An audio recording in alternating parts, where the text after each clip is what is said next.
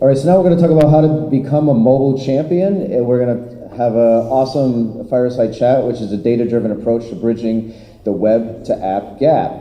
So from Branch, we have the co-founder, Mada Seghete, and we have Adam Sand, the CEO from Shopkick. Please give them an awesome TMGA Growth House warm applause. You have your headset? Okay, great. Is it working? I hope it's working. Yeah. Woo! So exciting. Thank you all for being here so early. Okay, it's working now. Right now. Now it's working. So, super excited. I know it's early and I know it's the last day. So, extra grateful to have you guys here. And I'm even more grateful to have Adam here. With the right CEO of Shopkick. If you guys don't know Shopkick, it's an incredible loyalty app. As a shopaholic myself, I started playing with it, and it's really, really awesome. And now I want to go to all these different stores just so I get my kicks or points, as you say. So, Adam, tell us a little bit about yourself and about Shopkick. You guys have been around for a while, since 2009, and I'd love to hear a little bit about the story and your story. Nice. So Shopkick is a direct marketing platform, and what our mission is to make shopping fun.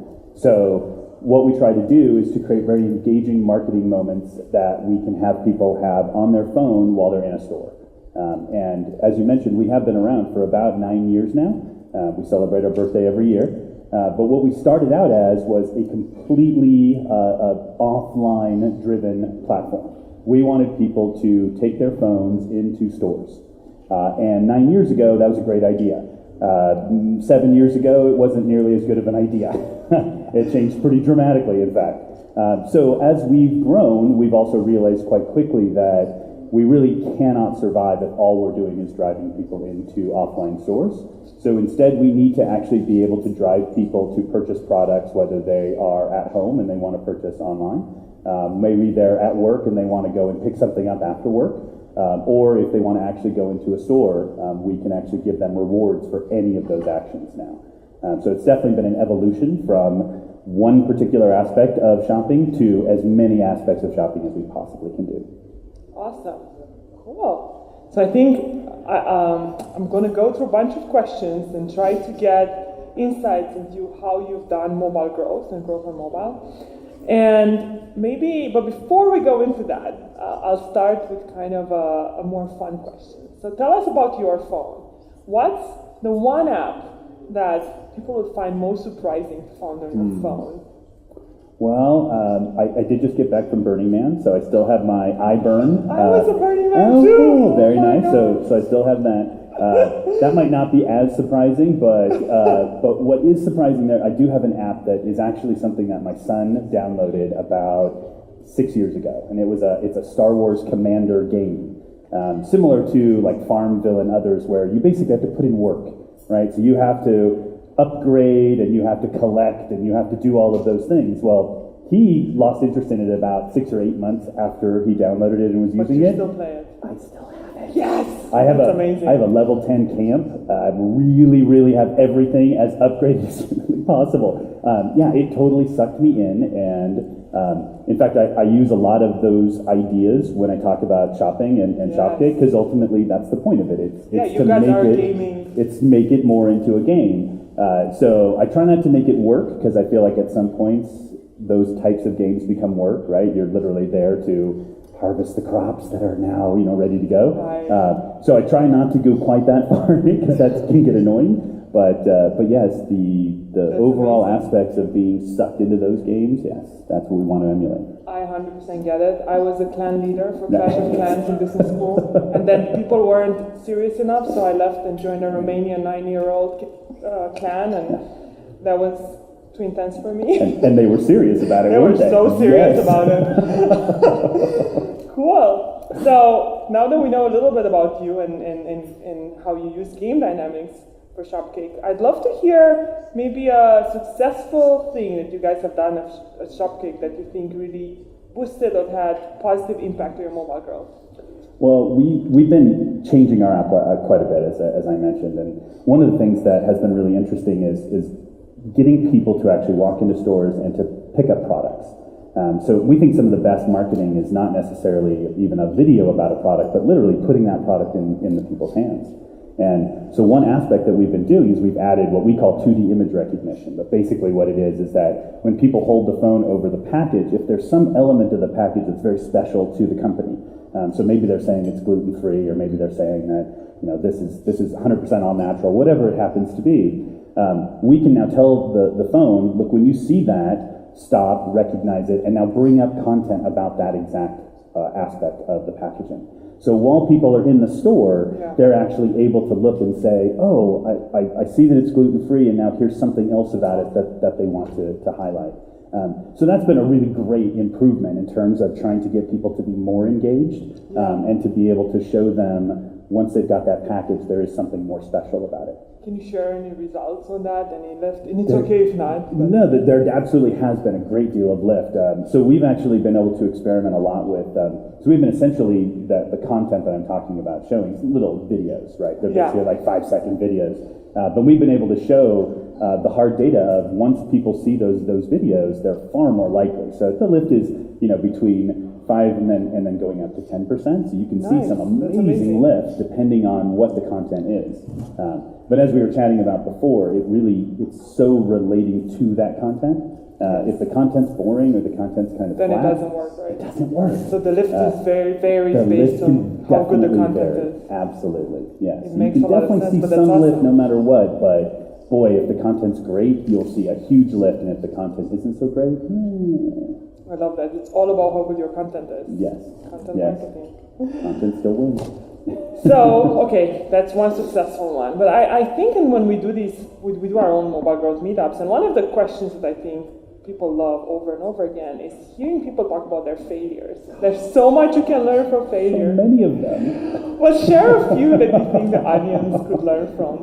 Well, so first, I actually do believe in failure. Like it's important, and it's hard to actually let your employees know that they can fail, but it's so incredibly important that they understand this aspect of it, that in essence, we are going to throw 100 things against the wall, and it's possible that 95 or maybe even more don't work the way you want it to work. Yeah.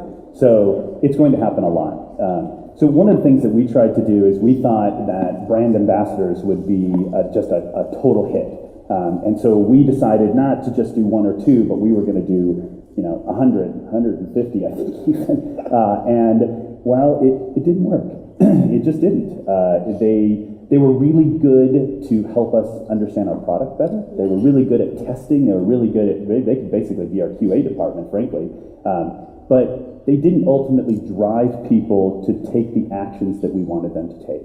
Instead, they had some interesting aspects of their influence, but they didn't actually drive the real actions that we were looking for. And so ultimately, that program, we still use a couple of them, but I think we're down to 3. Yeah, we tried that at branch. Yeah. Kind of similar. We hired some of them full time, but the program itself. Sure. Yeah. I guess everyone thinks that works, and then right. And it maybe works for some. I think it does. I do think it does work for some. I think more often than others, it doesn't. That's exactly right. So next, let's talk about app discovery. So according to Google and Apple, a lot of discovery happens in the app stores, about 30 to 40%, but a lot of it, the majority of it, happens outside of the app stores. Definitely. What are some things that you guys have done to get Shopkick discovered and get people to find out about your app, get your app, start playing with it, start using it? So definitely the biggest for us is word of mouth. We have more people Shopkick together than others. So once you find one person that is sort of a member of a shopping team, so to speak, they really spread the word quite quickly. So word of mouth becomes very big for us. And so our invite program is obviously very big for us as well. We do use a few of the other sort of paid influencers like I talked about, but I'm not kidding when I talk about 2 or 3. I think the crazy coupon lady and one other is sort of the only ones that still resonate. We have had a really interesting success story with some affiliate networks. The Penny Hoarder is a really good example. Nice. They really push this concept of being fiscally responsible and helping people get out of sort of fiscal problems, and that resonates well with a lot of our users. So we find that once we get to that point, we've actually been able to track down, okay, this is the type of user that we want, and then we can hit them with the right messages. And just for context for the audience, who is your persona or user? It's definitely Gen X or millennial moms is generally the top. We're probably 80% female, so it's definitely the head of household that is basically spending their disposable income. I totally would have thought teenagers would be big. They're not. They actually sort of used to be, and really when we talk about 9 years or even 7 years ago, our main focus was exactly that. It was really for the teenagers and the ones that were going to more of a fashion, and we were really trying to push more of that fashion and that kind of shopping experience, right, where you're with your whole gang. That's so interesting. But really, that's not the best model for us anymore. Cool. So we know that users convert much better in an app, but they're sometimes easier to acquire on the web and cheaper, especially when you talk about paid. Tell us a little bit about how you think about the omnichannel experience and how you think about users and their experience outside of the app itself. Yep. Well, we've experimented a bit with the web app, but frankly, we found that the web app was a much better experience for transactional.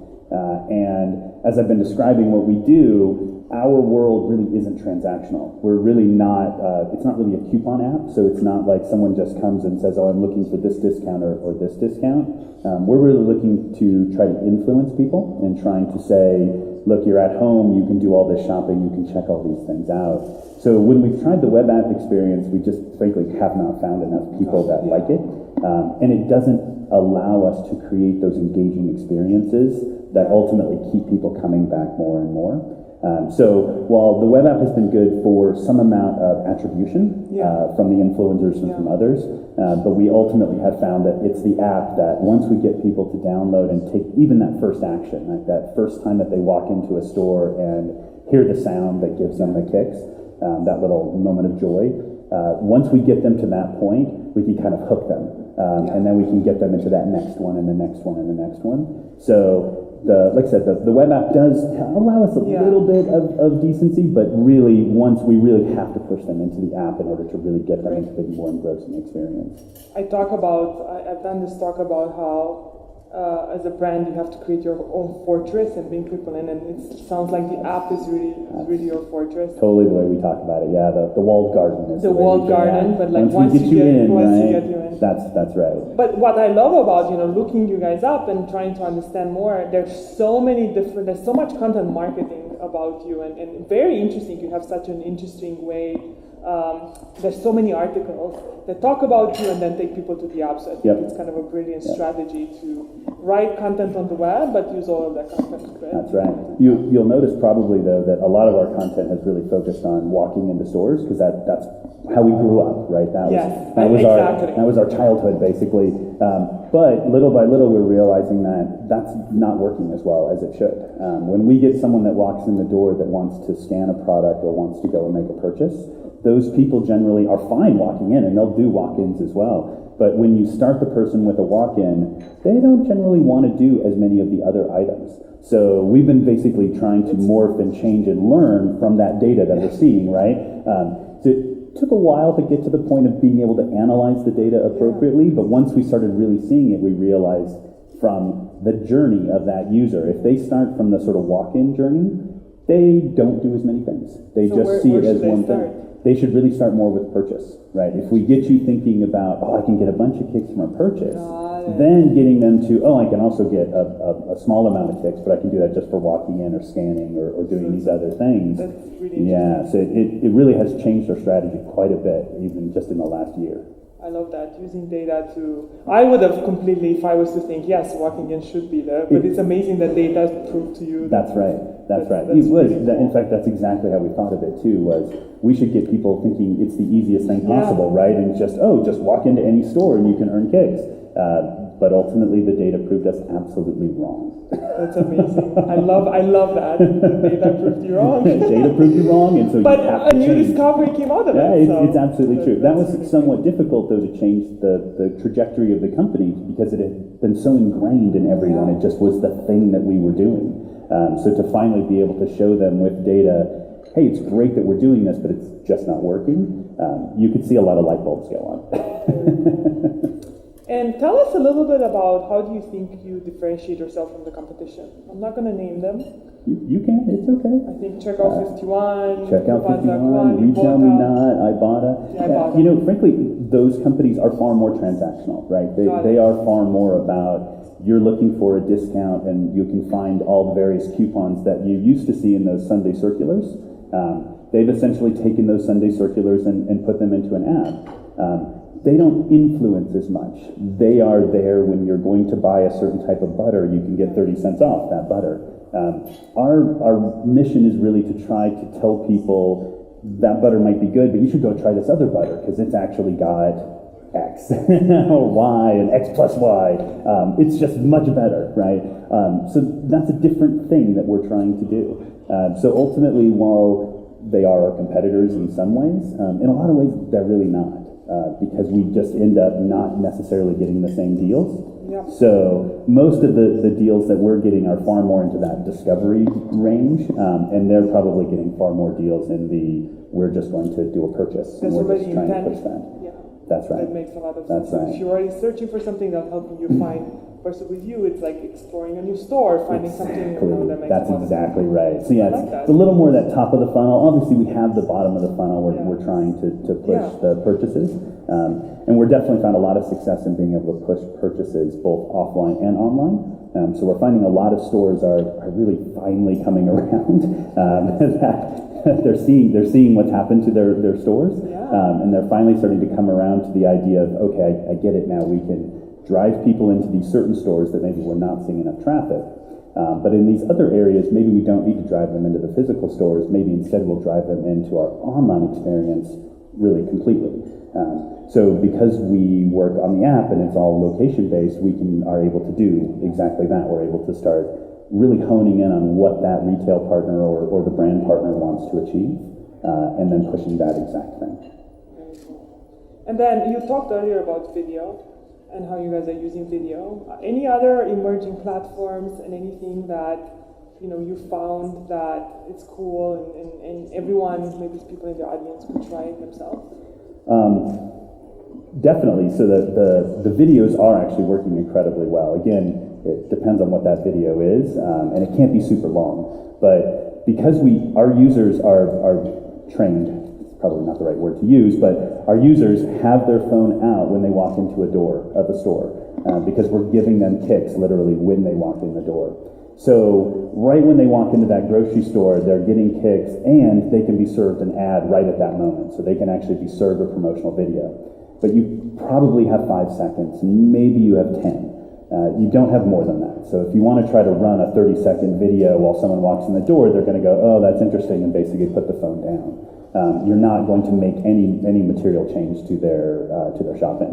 So if you want to use video in that time period, like those in-context videos are incredibly powerful. It's just, again, you need to make sure that they're giving that right message in that right time.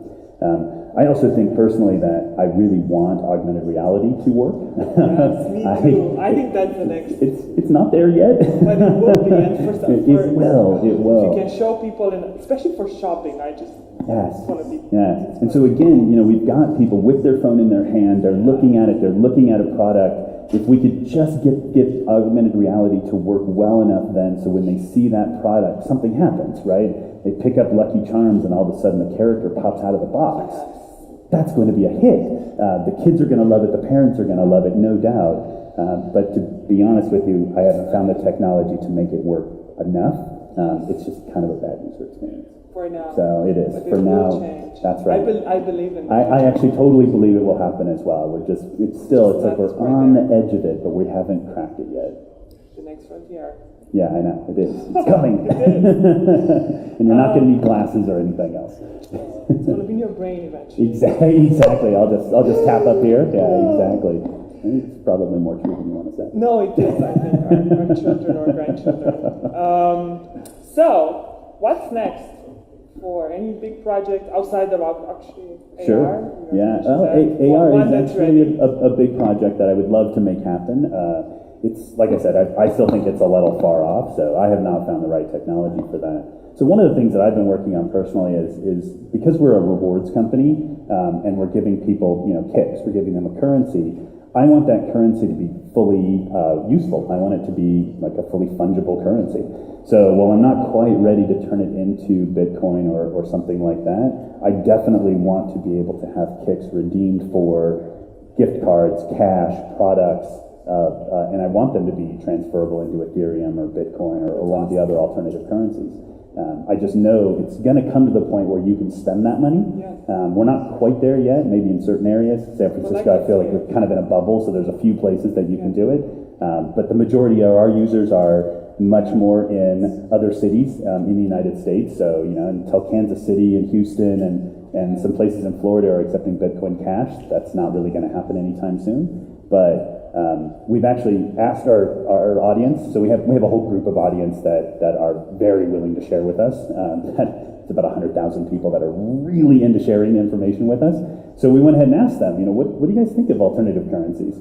And so, of course, not everyone understood what they were. But even though they didn't exactly understand what they were, almost every single one of them said, if I had the chance, I would own one and I would keep it and I would try to see how much it goes up in value. And I was like, that's a very interesting idea. So I'm definitely very keen on getting to the point where kicks become a far more fungible thing, and I think that it will transfer into a currency in that regard. And it's not that difficult to make it happen, so we'll see how people react to it. Very cool. Yeah. Does anyone from the audience have a question before we end? Yes. So I looked at your profile. It looks like a transition from being practicing law to being the shop. I did, yeah. Absolutely. So let me repeat the question. The question was, you transitioned from practicing law to basically being a CEO of a mobile company. I have a lawyer background. I know people are always a little surprised by that. I did antitrust law. In fact, I did antitrust litigation, so a very specific type of law, and a huge law firm. And I ultimately was working on cases for Apple, but as I worked through that, I realized that that's not the life you really want to lead, and it's not super fun either. So when I had the chance to leave, I ultimately went to eBay and PayPal, and had a chance then to help some with legal stuff, and I got just a little bit of taste of the business world, and a little bit of trying to help them avoid litigation. And I realized immediately, that's it. I never want to be the person that they come to after you're already in trouble, because that's just a bad place to be, right? I remember walking across the eBay campus, and people could see me from a mile away, so obviously tall, and literally I could feel them shutting their doors and closing their blinds, because I was like the angel of death, because I was telling them about something they did wrong, right? 5 years ago you did something, you're being sued for $100 million. So little by little I got to the point where then I was saying, no, you want to launch a new product, let's do this, this, and this, so that we don't ever have to have this happen again.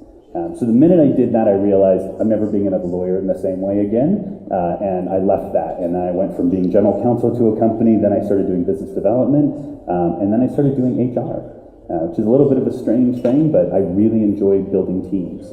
So once I had the chance to do that, then I got the chance to really see how businesses operate, and that's what made me into a CEO. Awesome. One more question? This is the last one, because we have 2 minutes left. So they got me into H&M Clothiers because if I bring in recycling, I get 15% off. Nice. Is there anything you're doing for recycling or green actions that make people feel good about themselves? Not enough. I love that idea. I really do. We've been toying only with voting, so we've been toying with the concept of if you walk into a store after you have the iVoting sticker, that you'll get a certain discount. So we've been trying to work more on that and in that line. So we really want to encourage people to vote. But I really love the idea of the recycling. That's a great idea. We haven't done enough of it, but I think it's a great way to do it. Yeah, absolutely. We do actually work with one of the Eco ATMs, which is basically a recycling program for like batteries and other things. But I like the idea too of being able to branch that out into other stores because it brings them a different way to be more eco-friendly as well. Yeah, it's very cool. Thank you. I like that. Okay, last question, very short. What parting words and advice for the audience? I know. It's just I like to end strong. What about yours? Why don't you give parting words to the audience? I know, turn it around. It's hard, huh? No, it's not hard. I know exactly what I'm going to say. I think if you think about the mobile ecosystem, it's incredibly hard. It's very fragmented. And I think it's kind of the advice would be something we talked about before, is to just keep trying. Just keep trying new things. You will fail a lot. Yes. But the only way, especially because things are moving so fast, the only way you can win in mobile is to keep experimenting and trying new things and building. And if you fail, no problem. Just scrap it and start again. That would be my last. I cannot echo that enough. I totally agree. Do not be afraid to fail, especially in the mobile space. You are going to succeed and fail quickly, and you have to understand once you got a little bit of success, push a lot of resources into that, and if you have a bit of a failure, cut it and run. Yeah. Cool. Well, thank you so much. Thank you. This was awesome. And please Thanks, join everyone. me in a round of applause for Alex.